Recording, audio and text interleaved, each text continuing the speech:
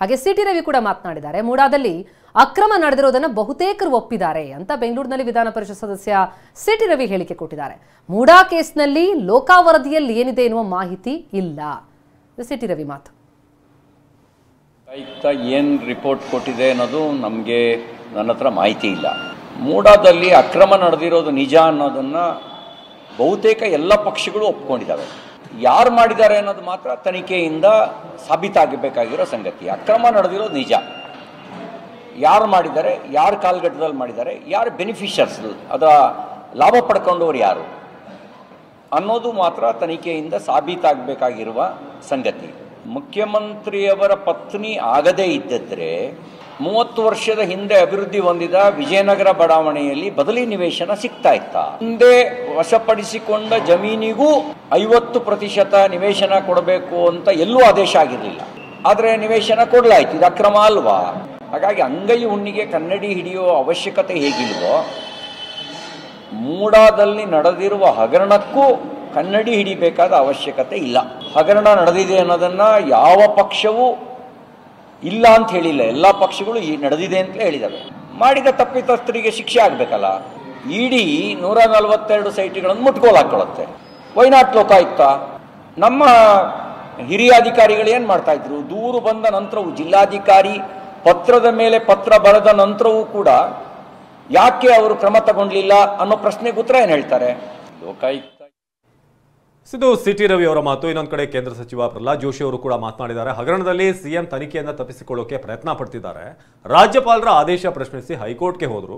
ರಾಜ್ಯಪಾಲರ ನಡೆಯನ್ನು ಕೂಡ ಹೈಕೋರ್ಟ್ ತೆಗೆದುಹಾಕಿಲ್ಲ.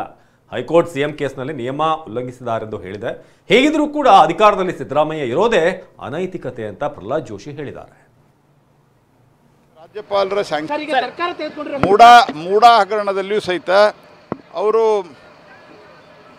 ಏನಾದರೂ ಮಾಡಿ ತನಿಖೆಯಿಂದ ತಪ್ಪಿಸಿಕೊಳ್ಬೇಕಂತ ಪ್ರಯತ್ನ ಮಾಡ್ತಾ ಇದ್ದಾರೆ ಹೊರತಾಗಿ ಅದರಲ್ಲಿ ಸತ್ಯಾಸತ್ಯತೆಯನ್ನು, ಯಾಕಂದರೆ ಅವರು ಅದರಲ್ಲಿ ಹೈಕೋರ್ಟಿನ ಏನು ಸ್ಯಾಂಕ್ಷನ್ನದ ವಿರುದ್ಧವಾಗಿ, ಮಾನ್ಯ ರಾಜ್ಯಪಾಲರ ಸ್ಯಾಂಕ್ಷನ್ನ ವಿರುದ್ಧವಾಗಿ ಕೋರ್ಟ್ಗೆ ಹೋದಾಗ ಹೈಕೋರ್ಟ್ ಏನು ಟಿಪ್ಪಣಿಯನ್ನು ಮಾಡಿದೆ, ಈ ಟಿಪ್ಪಣಿಯನ್ನು ಅಂದರೆ ಈ ಕಾಮೆಂಟನ್ನು ಇನ್ನೂ ಯಾವ ಕೋರ್ಟು ತೆಗೆದುಹಾಕಿಲ್ಲ. ಅಂದರೆ it stands good against mister Siddaramaiah. ಹಾಗಾಗಿ ಈ ರೀತಿಯಾದಂಥ ಒಂದು ಭ್ರಷ್ಟಾಚಾರದಲ್ಲಿ ತೊಡಗಿ ಅದಕ್ಕೆ ರಾಜ್ಯದ ಉಚ್ಚ ನ್ಯಾಯಾಲಯ ಇದರಲ್ಲಿ ಇರ್ರೆಗ್ಯುಲಾರಿಟೀಸ್ ಆಗಿದೆ ಅಂತ ಹೇಳಿದ ನಂತರ ಅಧಿಕಾರದಲ್ಲಿ ಮುಂದುವರಿತಾ ಇರೋದೇ ಒಂದು ಅತ್ಯಂತ ಅನೈತಿಕ. ಇನ್ನು ಮುಡಾ ಕೇಸ್ನ ವಿಚಾರವಾಗಿ ಸರ್ಕಾರದ ಪರ ಹಿರಿಯ ವಕೀಲ ಕಪಿಲ್ ಸಿಬಲ್ ವಾದ. ಲೋಕಾಯುಕ್ತ ಪೊಲೀಸರು ಸ್ವತಂತ್ರ ತನಿಖಾ ಸಂಸ್ಥೆ, ಒಂದು ಲೋಕಾಯುಕ್ತ ಅಂತಂದ್ರೆ ಸ್ವತಂತ್ರ ತನಿಖಾ ಸಂಸ್ಥೆ, ಲೋಕಾ ಪೊಲೀಸರು ಸರ್ಕಾರದ ಹಿಡಿತದಲ್ಲಿದೆ ಅಂತ ಹೇಳಿದ್ದಾರೆ ಇವರು. ಆದ್ರೆ ಸಿಬಿಐ ಕೂಡ ಕೇಂದ್ರ ಸರ್ಕಾರದ ಹಿಡಿತದಲ್ಲಿದೆ, ನಾವಿದನ್ನ ಗಮನಿಸಬೇಕು ಅಂತ ಕಪಿಲ್ ಸಿಬಲ್ ಈಗ ಹೇಳಿದ್ದಾರೆ. ಏನ್ ಇವರು ಆರೋಪ ಮಾಡ್ತಿದಾರಲ್ಲ ಲೋಕಾಯುಕ್ತ ರಾಜ್ಯ ಸರ್ಕಾರದ ಹಿಡಿತದಲ್ಲಿದೆ ಅಂತ, ಹಾಗೆ ಸಿಬಿಐ ಕೂಡ ಕೇಂದ್ರ ಸರ್ಕಾರದ ಹಿಡಿತದಲ್ಲಿದೆ ಅನ್ನೋದನ್ನು ನಾವು ಇಲ್ಲಿ ಗಮನಿಸಬೇಕು ಅಂತ ಅವ್ರು ಹೇಳ್ತಿದ್ದಾರೆ. ಏನು ಅವರ ಆರೋಪವನ್ನು ಮಾಡ್ತಿದ್ದಾರೆ ಏನು ಬಿಜೆಪಿ ಅಥವಾ ಉಳಿದಂಥ ವಿಪಕ್ಷಗಳು, ಜೊತೆಗೆ ದೂರುದಾರ ಸ್ನೇಹಮಯಿ ಕೃಷ್ಣ ಹೇಳುವಂಥ ಪ್ರಕಾರ ಲೋಕಾಯುಕ್ತ ತನಿಖೆಯಲ್ಲಿ ಸರ್ಕಾರದ ಒಂದು ಇಂಪ್ರೆಷನ್ ಇದ್ದೇ ಇರುತ್ತೆ ಅವರ ಹೋಲ್ನಲ್ಲಿರೋದ್ರಿಂದ. ಹಾಗಾದರೆ ಸಿಬಿಐ ತನಿಖೆ ಎಷ್ಟು ಮಟ್ಟಿಗೆ ಟ್ರಾನ್ಸ್ಪರೆಂಟ್ ಅಂತ ನಂಬೋದು? ಅದು ಕೂಡ ಕೇಂದ್ರ ಸರ್ಕಾರದ ಹಿಡಿತದಲ್ಲಿದೆ. ಕೇಂದ್ರ ಹೇಗೆ ಸೂಚನೆಯನ್ನು ಕೊಡುತ್ತೆ ಅಥವಾ ಅದರ ಒಂದು ಇಂಪ್ರೆಷನ್ ಏನಿರುತ್ತೆ ಅಥವಾ ಒತ್ತಡ ಅನ್ನೋದು ಅದು ಸಿಬಿಐ ಮೇಲೆ ಇರುತ್ತೆ. ಅದು ಕೂಡ ಸ್ವತಂತ್ರ ತನಿಖಾ ಸಂಸ್ಥೆ ಅಂತ ಹೇಳೋಕೆ ಸಾಧ್ಯ ಇಲ್ಲ ಅಂತ ಹಿರಿಯ ವಕೀಲ ಕಪಿಲ್ ಸಿಬಲ್ ಹೇಳಿದ್ದಾರೆ. ಹೇಗೆ ನೀವು ಲೋಕಾಯುಕ್ತ ಸಂಸ್ಥೆ ಒಂದು ಟ್ರಾನ್ಸ್ಪರೆಂಟ್ ಆದಂಥ ಪಾರದರ್ಶಕ ತನಿಖೆ ಮಾಡಲ್ಲ ಅಂತ ನೀವು ಹೇಳ್ತಿರೋ, ನಾವು ಹೇಳೋದು ಅದೇನೆ. ಹೇಗೆ ಕೇಂದ್ರ ಸರ್ಕಾರದ ಅಡಿಯಲ್ಲಿರುವಂಥ ಸಿಬಿಐ ತನಿಖೆಯನ್ನು ನಿಷ್ಪಕ್ಷಪಾತವಾಗಿ ಮಾಡುತ್ತೆ ಅನ್ನೋದು ಹೇಗೆ ನಂಬಕ್ಕೆ ಸಾಧ್ಯ? ಇದು ಲೋಕಾಯುಕ್ತ ಪೊಲೀಸರು ರಾಜ್ಯ ಸರ್ಕಾರದ ಹಿಡಿತದಲ್ಲಿದೆ ಅಂತ ಇವರು ಆರೋಪ ಮಾಡ್ತಾರೆ. ಆದರೆ ಸಿಬಿಐ ಬಗ್ಗೆ ಅಷ್ಟು ವಿಶ್ವಾಸ ಹೇಗೆ? ಅದು ಕೂಡ ಕೇಂದ್ರ ಸರ್ಕಾರ, ಬಿಜೆಪಿ NDA ಸರ್ಕಾರ ಏನಿದೆ ಸೊ ಅದರ ಅಧೀನದಲ್ಲಿ ಅಥವಾ ಬರುವಂಥ ಒಂದು ಸಂಸ್ಥೆ. ಸೊ ಅದರ ಬಗ್ಗೆ ಈಗ ಕಪಿಲ್ ಸಿಬಲ್ ಆ ಒಂದು ಲಾಜಿಕ್ ಪಾಯಿಂಟನ್ನು ಈಗ ಕೋರ್ಟ್ನ ಮುಂದೆ ಇಡ್ತಿದ್ದಾರೆ. ಆ ಒಂದು ವಿಚಾರವನ್ನು ಈಗ ತಿಳಿಸ್ತಾ ಇದ್ದಾರೆ. ಹೀಗಾಗಿ ಸಿಬಿಐ ಏನಿದೆ ಅದನ್ನು ಕೂಡ ಸ್ವತಂತ್ರ ತನಿಖಾ ಸಂಸ್ಥೆ ಅಂತ ಹೇಳೋದಕ್ಕೆ ಸಾಧ್ಯವಿಲ್ಲ ಅಂತ ಈಗ ಕಪಿಲ್ ಸಿಬಲ್ ಹೇಳ್ತಿದ್ದಾರೆ. ಸೊ ಲೋಕಾಯುಕ್ತ ಸಂಸ್ಥೆ ಕಳಂಕಿತ ಅಂತ ಹೇಳೋಕ್ಕೆ ಸಾಧ್ಯ ಇಲ್ಲ.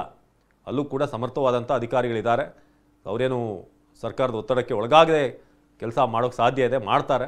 ಲೋಕಾಯುಕ್ತ ಸಂಸ್ಥೆ ಏನಿದೆ ನಿಗಾ ಇರೋದ್ರಿಂದ ತನಿಖೆ ಸ್ವತಂತ್ರವಾಗಿರಲಿದೆ ಅಂತ ಸರ್ಕಾರದ ಪರ ವಕೀಲ ಕಪಿಲ್ ಸಿಬಲ್ ವಾದ ಮಂಡಿಸ್ತಾ ಇದ್ದಾರೆ. ಈ ಕೇಸನ್ನ ಸಿಬಿಐಗೆ ವಹಿಸಬೇಕು ಅನ್ನುವಂಥದ್ದೇನು ದೂರುದಾರರ ಆಗ್ರಹ ಆಗಿದೆ.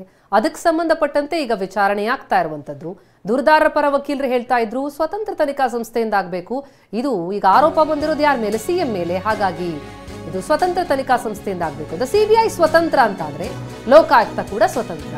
ಹೀಗಾಗಿ ಲೋಕಾಯುಕ್ತ ಪೊಲೀಸರ ತನಿಖೆ ಸೂಕ್ತವಾಗಿದೆ ಅನ್ನುವಂಥದ್ದು ಸರ್ಕಾರದ ಪರ ವಕೀಲರ ವಾದ ಆಗಿದೆ. ಸಿಬಿಐ ಸ್ವತಂತ್ರ ಸಂಸ್ಥೆ, ಅದಕ್ಕೆ ತನಿಖೆಯನ್ನು ವಹಿಸಿ ಅನ್ನುವಂತಹ ಆಗ್ರಹ ಏನ್ ಮಾಡ್ತಿದ್ದಾರೆ. ಸಿಬಿಐ ಸ್ವತಂತ್ರ ಅಂತಂದ್ರೆ ಲೋಕಾಯುಕ್ತ ಇನ್ನೇನು? ಲೋಕಾಯುಕ್ತ ಪೊಲೀಸರ ತನಿಖೆ ಕೂಡ ಸೂಕ್ತ. ಇದು ಸರ್ಕಾರದ ಪರ ವಕೀಲರಾದಂತಹ ಕಪಿಲ್ ಸಿಬಲ್ ಅವರ ವಾದ. ಲೋಕಾಯುಕ್ತ ತನಿಖೆ ಆದ್ರೆ ಅದು ಸ್ವತಂತ್ರವಾಗಿ ಆಗಲ್ಲ, ಸರ್ಕಾರದ ಪ್ರಭಾವ ಇರುತ್ತೆ ಅಂತ ಹೇಳಿ ದೂರುದಾರರ ಪರ ವಕೀಲರು ವಾದ ಮಾಡಿದ್ರು. ಅದಕ್ಕೆ ಪ್ರತಿಯಾಗಿ ಈಗ ಸರ್ಕಾರದ ಪರ ವಕೀಲರು ಕಪಿಲ್ ಸಿಬಲ್ ಪ್ರತಿವಾದ ಮಾಡ್ತಿದ್ದಾರೆ. ಒಂದೊಮ್ಮೆ ತಾವು ಸಿಬಿಐ ಸ್ವತಂತ್ರವಾದಂತಹ ತನಿಖಾ ಸಂಸ್ಥೆ ಅಂತ ಹೇಳ್ತಾ ಇದ್ದೀರಾ ಅಂತಂದ್ರೆ ಲೋಕಾಯುಕ್ತ ಇನ್ನೇನು? ಅದು ಕೂಡ ಸ್ವತಂತ್ರ ತನಿಖಾ ಸಂಸ್ಥೆ ಅಲ್ವಾ, ಅದರ ತನಿಖೆ ಕೂಡ ಸೂಕ್ತನೇ ಆಗಿರುತ್ತೆ ಅನ್ನುವಂಥದ್ದು ಇವರ ವಾದ. ಲೋಕಾಯುಕ್ತ ಸಂಸ್ಥೆ ಕಳಂಕಿತ ಅಂತ ಹೇಳೋದಕ್ಕೆ ಆಗಲ್ಲ, ಪ್ರಭಾವ ಬೀರುತ್ತೆ ಸರ್ಕಾರ ಅದರ ಮೇಲೆ ಅಂತ ಹೇಳೋದು ಸೂಕ್ತ ಅಲ್ಲ ಅನ್ನೋದು ಸರ್ಕಾರದ ಪರ ವಕೀಲರ ವಾದವಾಗಿದೆ. ಈಗಾಗಲೇ ಲೋಕಾಯುಕ್ತ ತನಿಖೆ ನಡೆಸಿ ಮಧ್ಯಂತರ ವರದಿಯನ್ನು ಸಲ್ಲಿಕೆ ಮಾಡಿದೆ. ಆದರೆ ಈ ಒಂದು ತನಿಖೆ ಸಮರ್ಪಕವಾಗಲ್ಲ, ಸ್ವತಂತ್ರ ತನಿಖಾ ಸಂಸ್ಥೆಯಿಂದ ಆಗಬೇಕು.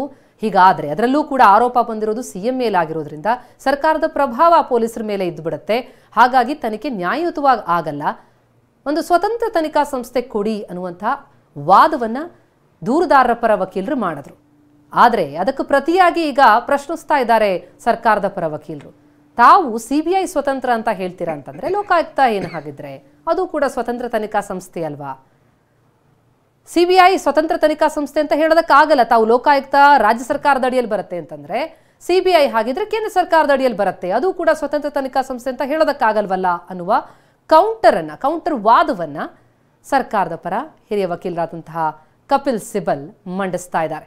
ಯಾಕೆ ಲೋಕಾಯುಕ್ತ ತನಿಖೆ ನ್ಯಾಯಯುತವಾಗಿದೆ ಅನ್ನುವಂಥ ವಾದ ಅವರದ್ದು. ಅಂದ್ರೆ ಈಗ ನಡೀತಾ ಇರುವ ತನಿಖೆಯೇ ಸಮರ್ಪಕವಾಗಿದೆ ಅನ್ನುವಂಥ ವಾದವನ್ನ ಅವರು ಮಂಡಿಸ್ತಾ ಇದ್ದಾರೆ. ಬೇರೆ ತನಿಖಾ ಸಂಸ್ಥೆ ಕೊಡುವಂತಹ ಅಗತ್ಯತೆ ಇಲ್ಲಿ ಕಾಣ್ತಿಲ್ಲ ಅನ್ನೋದು ಅವರ ವಾದ ಆಗಿದೆ. ಆದರೆ ಮಣಿಂದರ್ ಸಿಂಗ್ ವಾದ ಮಾಡ್ತಾ ಹೇಳ್ತಾ ಇದ್ರು, ಅಂದ್ರೆ ಇಲ್ಲಿ ಆರೋಪಿ ಇಲ್ಲಿ ತನಿಖಾ ಸಂಸ್ಥೆಯನ್ನ ನಿರ್ಧಾರ ಮಾಡೋದಕ್ಕಾಗಲ್ಲ, ಅವರ ಒಪಿನಿಯನ್ ಇಲ್ಲಿ ತೆಗೆದುಕೊಳ್ಳಬಾರದು ಅನ್ನುವಂಥ ವಾದವನ್ನು ಮಾಡ್ತಾ ಇದ್ರು. ಹಾಗಾಗಿ ಕೋರ್ಟ್ ಹೇಗೆ ಪರಿಗಣಿಸುತ್ತೆ, ಈಗ ಸರ್ಕಾರದ ಪರ ವಕೀಲರ ವಾದವನ್ನು ಯಾವ ರೀತಿ ಪರಿಶೀಲಿಸುತ್ತೆ ಅನ್ನೋದು ಸದ್ಯಕ್ಕೆ ಕುತೂಹಲ ಮೂಡಿಸ್ತಾ ಇದೆ.